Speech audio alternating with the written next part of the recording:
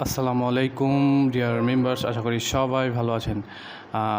অনেক দিন পরে ভিডিও নিয়ে আসছি খুব সুন্দর একটি ফোনের। কারণ বাংলাদেশে মোবাইল ফোনের যে অবস্থা হয়েছে, মানে কি বলবো, আমার বাড়িতে একজন থাকে, উনি বলেছেন যে উনি অপ্পো ডিপার্টমেন্টের এখানকার হেড আছেন। উনি বলছেন যে আমি প্রতিটা ফোনে, আমাদের ফোনের মধ্যে 2,500 থেকে 3,000 টাকা করে বাড়তি, আর বলেছেন যে 16,000 টাকার নিচে কোনো 4 GB র্যাম নেই।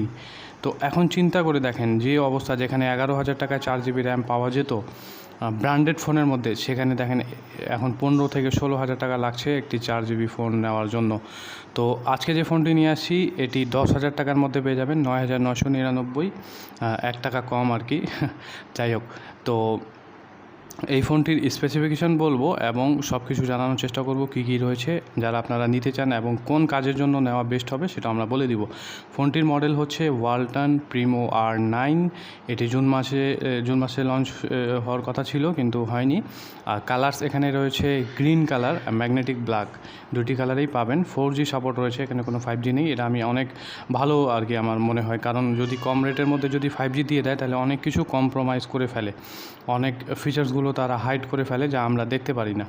ঠিক আছে, শুধু র্যাম রম সব কিছু না, অনেক বাড়তি ফিচার্স রয়েছে যা, যেমন আমি যে ফোনটা নিয়েছি, আমি যেহেতু ইউটিউবিং করি, তো আমি এতগুলো বুঝতাম না, কিন্তু যখন ফোনটা নিয়ে নিলাম, আজ থেকে 2 বছর হইলো ফোনটা নেওয়ার পর আমি বুঝলাম যে এই ফোনে যখন আমি এক্সটার্নাল কোনো মাইকের কোনো জ্যাক ইউজ করি, তখন সেটা সাপোর্ট করে না। সেক্ষেত্রে আমাকে আলাদা একটি সফটওয়্যারের মাধ্যমে ক্যামেরাতে রেকর্ড করতে হয়।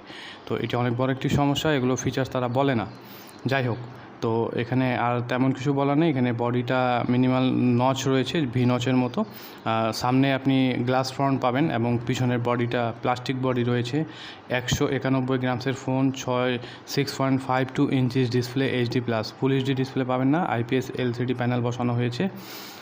6.52 ইঞ্চিস। ফিচার্সের মধ্যে মাল্টিটাচ পাবেন, 2.5D কার্ভ গ্লাস পাবেন। ক্যামেরা রয়েছে 3টি ক্যামেরা।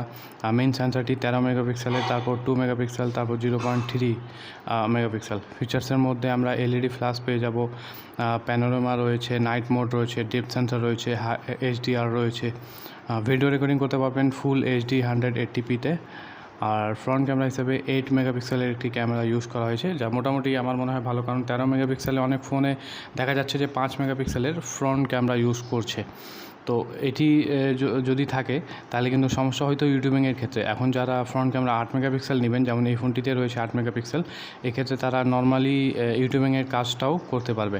ব্যাটারিটাও মোটামুটি খুবই ভালো, 5000 mAh ব্যাটারি রয়েছে, নন রিনিউয়েবল, 10 ওয়াটের ফাস্ট চার্জিং ইউজ করা হয়েছে।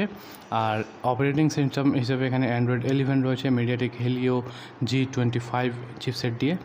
গেমিংসের জন্য খুব ভালো ফোন না হলেও করতে পারবেন টুকটাক আর কি, এটাই বলবো। কারণ যত বড়ই ফোন নেন, যখন আপনি হেভি গেমিং করতে থাকবেন, ফোনটা এমনিতেই ল্যাগ করা শুরু করবে। যেটা সে যত দামি ফোন হোক, মানুষ বলে যে এটা নিলে এটা হবে না, ওইটা নিলে, জি না, আপনি যখন রাফ ইউজ করবেন, আপনার প্রতিটা ফোনই ল্যাগ করবে। আইফোন ল্যাগ করেছে, আমার নিজস্ব আইফোন ল্যাগ করেছে। এখন অনেকে বলবে যে ল্যাগ করে না, আমার নিজের আইফোন ভাই, আমার নিজে হাত দিয়ে খেলা আইফোন ল্যাগ করেছে। ঠিক আছে, আচ্ছা, এখন স্টোরেজ হিসেবে এখানে 32 GB স্টোরেজ দেওয়া হয়েছে, 3 GB র্যাম। ঠিক আছে, র্যাম 3 GB আর রম রয়েছে 32 GB। এছাড়াও ডেডিকেটেড স্লট ইউজ করতে পারবেন। ফিঙ্গারপ্রিন্ট রয়েছে পিছনের দিকে, আরও কিছু সেন্সর রয়েছে, প্রক্সিমিটি, কম্পাস, অ্যাক্সিলোমিটার, এগুলোই আর কি। আমাদের বাংলাদেশি ব্র্যান্ড, মোটামুটি ভালো হবে। ঠিক আছে, যারা নিতে চান এই দামের মধ্যে, এই ফোনটি আমার মনে হয় বেস্ট ফোন হবে। তো যারা নিতে চান তারা নিয়ে নেন। এই ফোনটির প্রাইস হচ্ছে 9,999 বা 10,000 টাকা। ধন্যবাদ সবাইকে।